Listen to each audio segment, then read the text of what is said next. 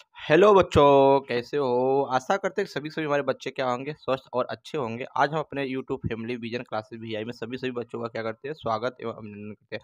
आज हम पढ़ेंगे जो है गॉस के जो है एक और इम्पॉर्टेंट टॉपिक गॉस के नियम का, जो है गॉस के पृष्ठ वाले में, क्योंकि हमने बहुत डिटेल से जो है गॉस का प्रमेय और गॉस के नियम या गॉस के अनुप्रयोग को पढ़ा रखा हूँ, जो मैं इस वीडियो के डिस्क्रिप्शन में दे दूंगा प्लेलिस्ट, वहाँ से आप जाके देख सकते हैं। क्योंकि बहुत ज़्यादा इंपॉर्टेंट होने वाला है तुम्हारा जो है ये जो है चैप्टर, ये पॉइंट जो है, या टॉपिक जो बहुत ज़्यादा इंपॉर्टेंट हो रहा है। ये टॉपिक क्या है? गॉस प्रमेय की सहायता से कूलाम के नियम की सत्यापना करना या व्याख्या करना। मतलब गॉस के ही द्वारा हम कूलाम के नियम की व्याख्या सत्यापन करेंगे। ये नियम जो है टॉपिक बहुत ज़्यादा इंपॉर्टेंट है, इस बात को याद रखना।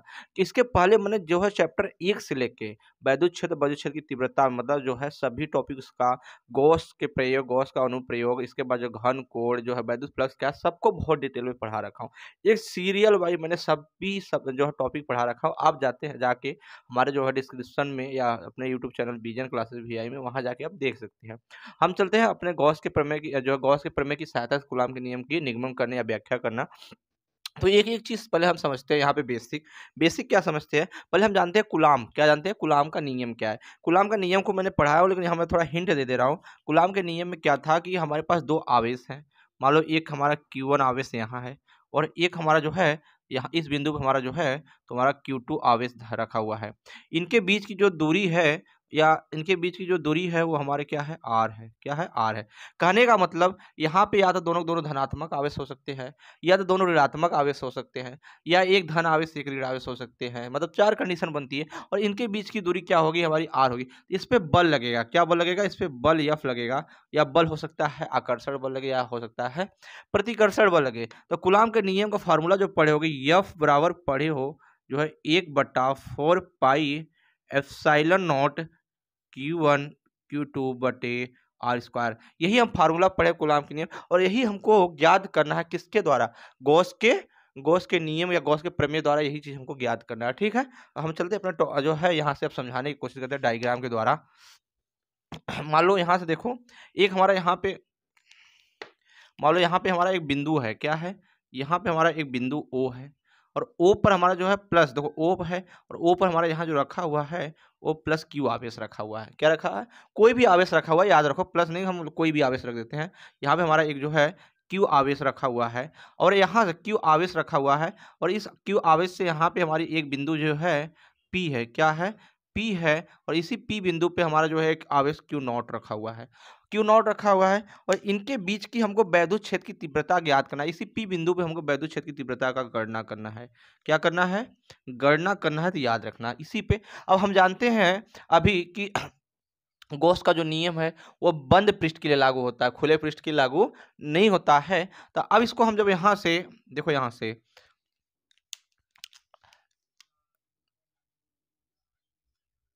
यहाँ इनके बीच की जो हम दूरी जो लिए हैं, वो क्या लिए हैं, आर ले लिए। इनके बीच की जो दोनों आवेशों के बीच की दूरी आर ले लिए। तो अब इनको हम बंद पृष्ठ के लिए जब हम लागू करेंगे, क्योंकि ये हमारा गॉसियन पृष्ठ है, गॉसियन सतह के लिए, मतलब इसके अंदर जब आवेश होगा, क्या होगा, जब इसके अंदर आवेश होगा, क्योंकि हमने डॉट लाइन से दिखा रहा हूं, जब इसके अंदर आवेश होगा,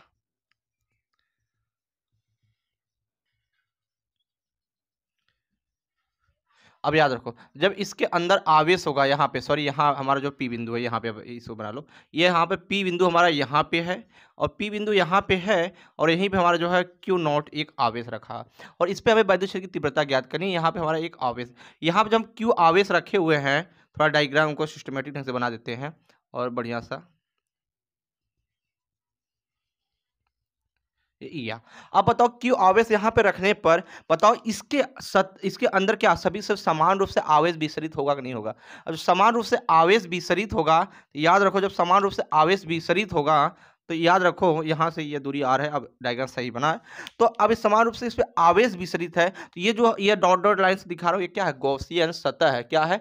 गॉसियन सतह जो है उसके अंदर आवेश होना चाहिए, तो वो हमारा गॉसियन सतह कहलाता है। ठीक है, ये हमारा क्या है, यहाँ भी जो डॉट से दिखाया हूँ, ये हमारा गॉसियन गॉसियन सतह है, याद रखना। ये हमारा गॉसियन सतह है। अब इसी द्वारा हमको ज्ञात करना है कूलाम के नियम की सहायता, ठीक है। तो यहाँ एक एक चीज को समझते चलेंगे फिर सोचेंगे। माने इसको पहले व्याख्या करते हैं। माना आर त्रिज्या एक गोली खोल है, क्या है, गोली खोल है, जिसपे हमारा जो है यहाँ पे प्लस क्यू आवेश समान रूप से क्या है, इस पे आवेशित है, समान रूप से आवेशित है।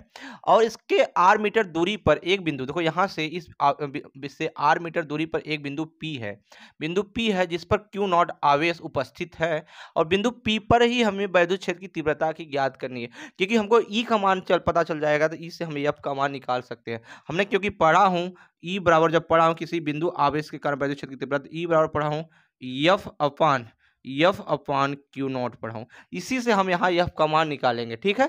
अब यहाँ हम चलते हैं, यहाँ हम क्या लिखेंगे, यहाँ लिखेंगे, हर चीज को समझो, यहाँ लिखेंगे क्योंकि हमने यहाँ पे यहाँ लिखेंगे गॉस के पृष्ठ से गुजरने वाला पूरा पूरा वैद्युत फ्लक्स, क्या बेटा, गॉस के पृष्ठ से गुजरने वाला, यहाँ लिखेंगे, हर चीज समझते चलना, यहाँ लिखेंगे गॉस के पृष्ठ से गुजरने वाला संपूर्ण वैद्युत फ्लक्स, क्या लिखेंगे, संपूर्ण वैद्युत फ्लक्स, संपूर्ण वैद्युत फ्लक्स निकालेंगे। तो हम संपूर्ण वैद्युत फ्लक्स क्या जानते हैं, यहाँ जानते हैं। तो हम संपूर्ण वैद्युत फ्लक्स का फार्मूला जानते हैं, फाई ई बराबर क्या होता है तुम्हारा, यहाँ होता है Q into D A cos theta. हमको ये पता है संपूर्ण वैद्युत फ्लक्स का जो है फाई बराबर E into D A cos theta. कोई कई वीडियो में या कहीं कहीं जो यूट्यूब पे या कहीं कहीं किताबों में देखो यहाँ डी ए मतलब डी एस दे देता है। एस का मतलब भी है क्या, इस पृष्ठ का क्षेत्रफल ही होता है, और डी ए का ही मतलब होता है इस पृष्ठ का क्षेत्रफल ही। इसके बाद हम अभी तक पढ़े हैं, एक चीज समझो, यहाँ से हम पढ़े हैं कि ये हमारा एक गोली पृष्ठ है, और गोली पृष्ठ के यहाँ पर हमारा एक आवेश क्यू रखा है।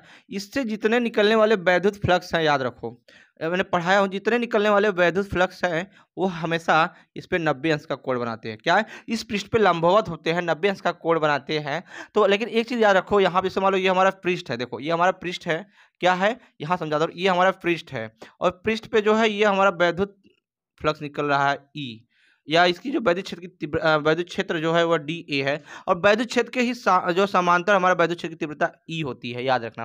तो इनके बीच में जो कोण बनता है वह थीटा कोण 0 डिग्री बनता है, ठीक है। जब 0 डिग्री बनता है तो इस चीज को हम आगे समझेंगे अब, कि यहाँ जब हम cos 0 का मान रखेंगे तो cos 0 का मान 1 होता है यहाँ पे। तो यहाँ लिखेंगे थीटा बराबर 0 डिग्री, तो ये हमारा जाएगा फाई ई बराबर E into D A cos 0 degree. हम जानते हैं चूंकि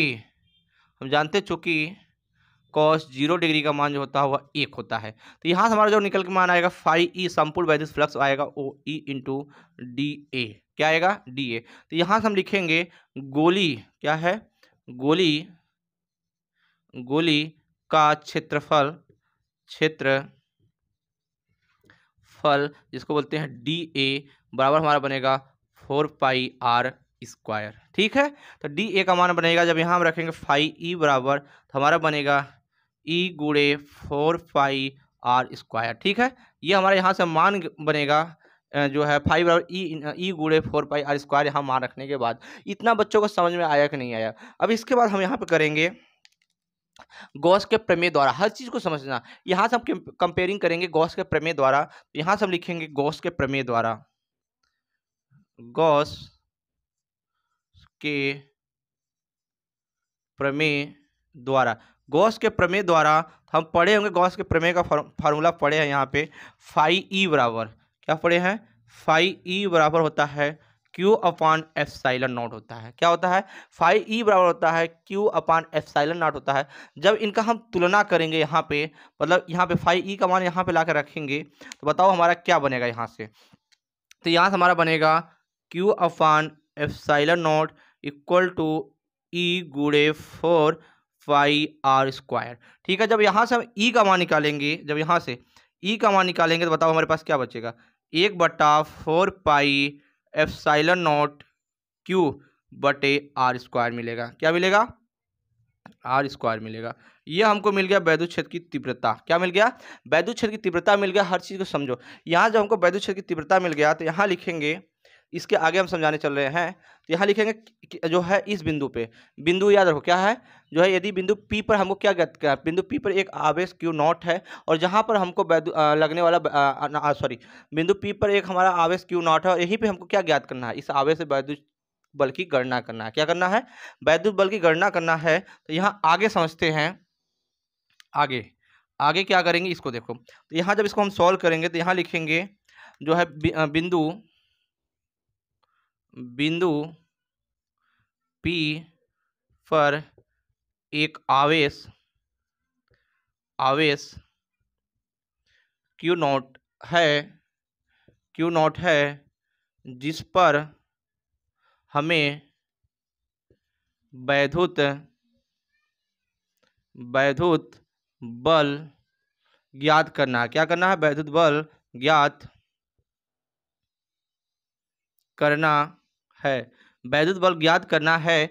तो बताओ हम वैद्युत बल ज्ञात करने के लिए एक फार्मूला पढ़े, क्या पढ़े देखो, E बराबर पढ़े हैं यहाँ से F अपान Q नॉट, ठीक है। जब यहाँ F बराबर लिखोगे, F बराबर आएगा हमारा E गुणे Q नॉट, समीकरण नंबर 1 मान लो। क्या मान लो, समीकरण नंबर 1 मान लो। अब यहाँ पे लिखोगे E का मान समीकरण 1 में रखने पर यहाँ जो F का मान निकल के आएगा वो हमारा आएगा 1/4 पाई एप्सिलॉन नॉट। यहाँ से एक Q हमारा रहेगा तो यहाँ Q upon Q not equal to R square. यही हमारा कूलाम का नियम है और यही हमको ज्ञात करना है। और इसका मात्रक जो होता है हमारे यहाँ से न्यूटन अपान कुछ होता है, खाली न्यूटन होता है, ठीक है। ये हमारा जो है मात्रक हो गया। और जरूरी नहीं कि यहाँ पे हम Q1 Q2, ये हमको खाली 2 आवेश चाहिए। क्या चाहिए, 2 आवेश चाहिए। और यही हमारा जो है गॉस प्रमेय की सहायता से कूलाम के नियम की व्याख्या करना। और ये वीडियो अच्छा लगे तो जरूर इस वीडियो को लाइक शेयर और प्यारा सा जो है सब्सक्राइब करके और एक प्यारा कमेंट जो कमेंट बॉक्स में छोड़ दीजिएगा कि वीडियो कैसा लगा। इसको हम बहुत डिटेल में फिर समझने की कोशिश करेंगे, बहुत कुछ है नहीं, इतना लिख दिए तो 5 नंबर तुम्हारा जो एग्जाम बोर्ड में फिक्स है। 5 नंबर नहीं तो 3 नंबर में ही आता ही है। हमने एक बिंदु ओ पर हमने एक आवेश क्यू लिया और आर दूरी पर हमने एक बिंदु है हमारा पी पर हमारा क्यू नॉट है और इस पे ही हमें वैद्युत क्षेत्र की तीव्रता की गणना करनी है, ठीक है। और इतना सब करके आ जा रहे हो लिख के, इसमें कुछ एक्स्ट्रा लिखना नहीं, जितना मैं लिखा है उतना ही लिखना। इसमें तुम्हारा 3 और 5 नंबर पूरा मिल जाएगा दोस्तों। और पिछली वीडियो जब तक आप पूरा देखेंगे नहीं, क्योंकि आज हमारा जो है गॉस का जो चैप्टर 1 पूरी तरह जो कंप्लीट हो गया। अब इसमें हम जो है न्यूमेरिकल सवाल करेंगे, इसके बाद फिर हम बढ़ेंगे विभव विभाजन चैप्टर नंबर 2 की तरफ। हमें एक सीरीज के बाद सीरियल वाइज जो है आप सभी टॉपिक पढ़ाएंगे। और प्यारा सा जो है हमारे लिए एक कमेंट जरूर कमेंट बॉक्स में छोड़िएगा। तब तक के लिए हम मिलते हैं फिर नेक्स्ट वीडियो में।